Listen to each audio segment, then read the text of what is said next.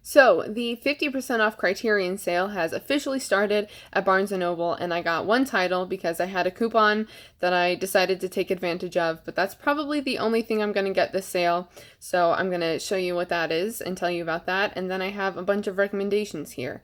So, the title I got is Rebecca from 1940, directed by Alfred Hitchcock, and the photo on here is actually, like, blurry. I know that my focus is never great anyway, but the photo here is actually supposed to be blurry, and you can barely see the title. It's called Rebecca.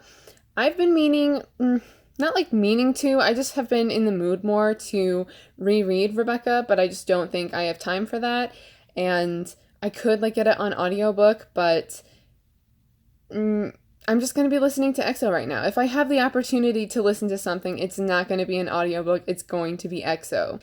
So the next best thing is to rewatch the movie, which I watched pretty soon after I read the book, so I think at the time I was probably just comparing, seeing what the differences were, which is just the type of adaptation watcher that I am most of the time, especially if I just finish reading a book and then I watch the adaptation pretty soon afterwards. So I really just want to experience Rebecca again, so I got the film. And this has 2 discs in it, actually. The Blu-ray has 2 discs, which means that there are a lot of supplements that I'm looking forward to watching. And Rebecca is about an unnamed narrator who marries Maxim de Winter, who had a previous wife named Rebecca. And so this new wife is trying to live up to Rebecca and her reputation and how like everyone loved her. And there's also Mrs. Danvers, who's like the head of the house, the estate, Manderley. Oh my god, how can I forget that? I had to like think about it for a moment. But Mrs. Danvers is kind of like the villain in this because she is very loyal to Rebecca even though she's dead now. But there's also a mystery behind Rebecca. Probably hence why the title is called Rebecca and why the main character isn't even named. We don't even know her name. She's just known as the second Mrs. Maxim de Winter. So now I have some recommendations, and none of these aren't things that are more under the radar. I think that a lot of the lesser talked about films are actually DVD, and I'm hesitant on buying DVDs from Criterion because a lot of them have been purchases of mine and then soon they're announced as upgrades, like now they're going to be out on Blu-ray, so I try not to get DVDs too much, and unfortunately I think that those are a lot of the titles that are lesser talked about, lesser known, but I don't have any DVDs to show you, so yeah, everything here is available on Blu-ray. There are some that are dual format that may not be dual format anymore because they don't like do the dual format editions anymore. Yeah, so these are titles that you've probably heard of before, nothing new, although I was also thinking, like, there are still people who are first discovering Criterion, like, right now, so any recommendation would be good for them. I was also trying not to choose too many that are like actual favorite films of mine, because that's a different video that I would like to do, just some of my favorite films that are on Criterion, but I don't know if I should like include the supplements and just have a list of like favorite films on Criterion, or if I should also include like favorite releases or maybe two lists. I don't know. Tell me your thoughts in the comments. So the first title I have here is Vivre sa vie from 1962, directed by Jean-Luc Godard, who is one of my favorite directors. And I don't know, I feel like this is a film of his that's talked about a lot, but also not talked about a lot. It kind of depends on who is in, like, your realm of film people, I guess, if that makes sense. Like, I think it's talked about a lot by a few of the YouTubers or, like, people I follow on Instagram.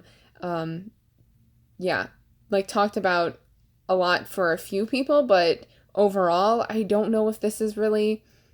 I don't know. I just don't know how people view this film in the overall, in looking at all of Jean-Luc Godard's, like, major French New Wave films. Can I even explain things well today? This is a film, though, of his that I didn't like at first, but upon rewatching it, I like it more and more. I've only seen it, like, it's definitely one that I've seen less than other films of his, but it's still one that I really appreciate and I think is kind of underrated, again, just because I don't think that many people talk about it that much, but there are some people I follow who, like, mention it over and over again. And this is about a woman who wants to be an actress, but then ends up becoming a prostitute. Oh, also, this is French, if you didn't know. I will mention if anything is foreign and in a different language.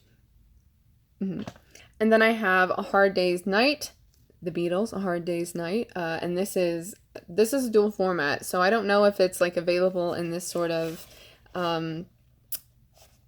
packaging anymore. This is from 1964, and I've just been into musicals, like, lately. Like, recently I've been watching more musicals, and this is one that I plan on rewatching, hopefully, maybe.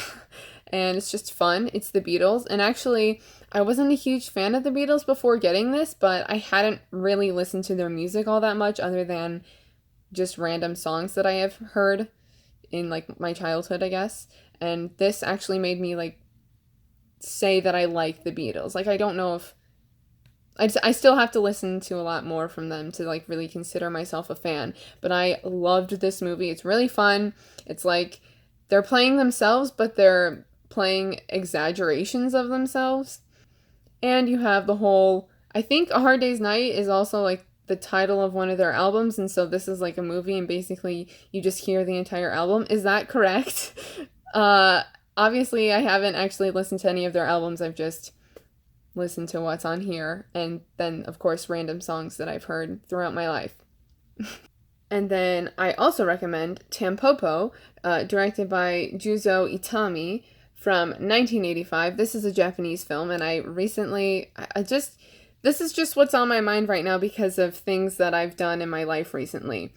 So one night, my mom requested ramen for dinner, and I made the ramen, and then it made me kind of want to rewatch Tampopo, which is a title that I got during the Criterion flash sale in February, and then I watched, I think, right? I'm pretty sure that's right.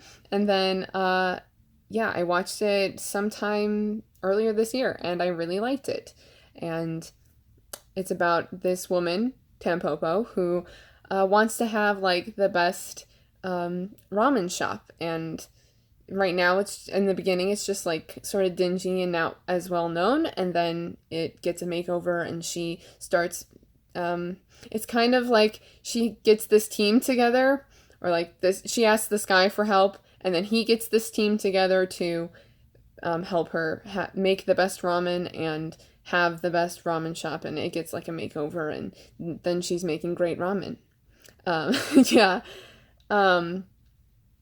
I talked about this in one of my favorites videos from a previous month, which I will link in the description and in the card thing where I discuss it further. So I maybe don't watch that if you haven't already seen Tampopo, but I don't know how much spoilery information I go into. I also have Bigger Than Life. Yes, why did I think that title was wrong? Bigger Than Life, directed by Nicholas Ray from 1956. This, I just have also been in the mood to watch more like melodramatic family movies. And this is about a man who, I think he gets into an accident or something. I can't remember exactly what happens, but he has to he's prescribed a painkiller, cortisone. Yes, cortisone. And at this time, it's a very experimental drug. They don't know how much it affects people, and they don't know the side effects of it as well as we do now. And so it starts to affect James Mason, his character, his personality. He becomes more aggressive and irrational, and you can see it in the way that he is handling his job and how it's also affecting his family. So I think that this cover too is actually kind of like menacing, because look at the lighting on James, if you can see it really well. Oh my god, I'll see if I can focus it better. Did that help? I don't know. But like, look at the lighting on James Mason there. That's James Mason.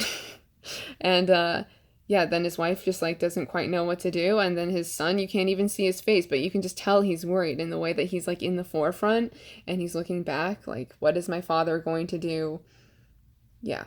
Did I mention that he gets like addicted to the drug? Like, not only is it affecting his personality, but he gets addicted to the painkiller because that's what happens sometimes. And lastly, for like the single, well, although, yeah, sort of for the single releases, like the next thing I have is a box set, although some of those are now available on their own, which I'll get to. So the last like regular Blu-ray release that I have to recommend is Black Narcissus, directed by Michael Powell and Emeric Pressberger. I always feel like I'm going to mix up their names. This is from 1947. This is something that I really want to rewatch, but again, I just like... I'm in the mood for a lot of different things right now, and music is my life, so that's what's happening in my free time lately. I mention that because I also had this in my like fall recommendations video, so I did 2 videos in October. One had to do with October and Halloween recommendations in terms of books and movies and TV shows, and then also like the same sort of thing except for just in general the fall time, so not specific to Halloween or October. And so this was in like the fall recommendations video, and it's because I just feel like rewatching it lately. So this is about a group of nuns who moved to the Himalayas, or like somewhere in the Himalayan mountains, to try to start a convent. And a convent they've tried to start one there before, but something always ends up happening and it doesn't go according to plan. And that's because there's just like something in the air. That's what it's basically about, is something about the atmosphere is different, and it starts affecting the nuns, and in particular Sister Ruth, who is sort of the villain. But again, it's kind of like, it's just because she's acting like less like a nun.